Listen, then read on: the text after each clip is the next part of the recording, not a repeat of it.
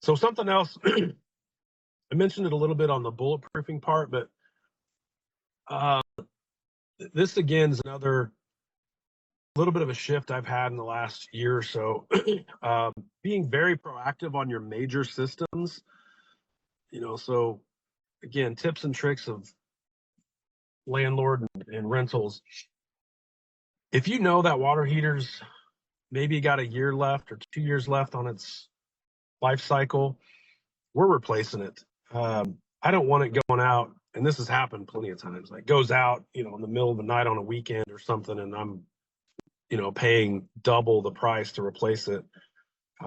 Sewer lines, if I know I've got a suspected slow drain, which is likely, a crack in the line somewhere, we'll throw a camera down there. I've got a buddy of mine that works for Cars Plumbing, and he'll just go drop cameras down for me as a courtesy. And we'll replace those. Whereas a few years ago, I was not replacing those. I was punting on all that stuff. And I tell you, it just comes back to bite you. Roofs.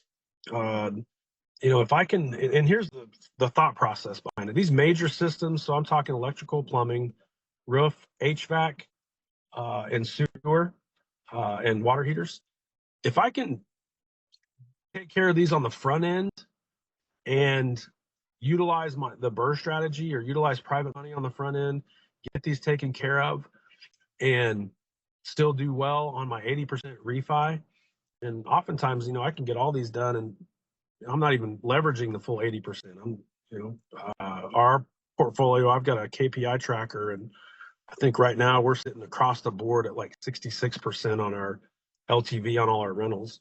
I am again pivoting to the thought process of taking care of all those straight out of the gate, like right up front.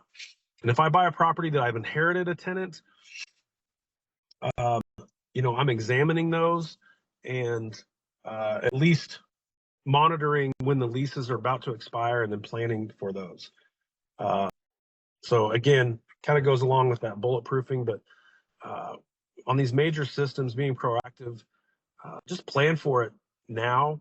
I'm not saying put a roof on just to change the color of the house. That's stupid. If the roof's good, it's going to stay. But if it's, got significant granule loss and it's on its last legs, we're getting a new roof on it, and I'm using private money to do it, and I'm having the appraiser look at a new roof, and I'm getting a slight bump on that, and I'm putting a tenant in there with a new roof that's going to last for, a couple of decades.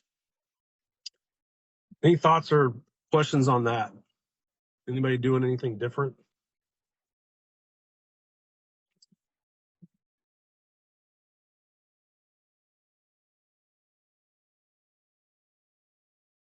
Okay. Perfect.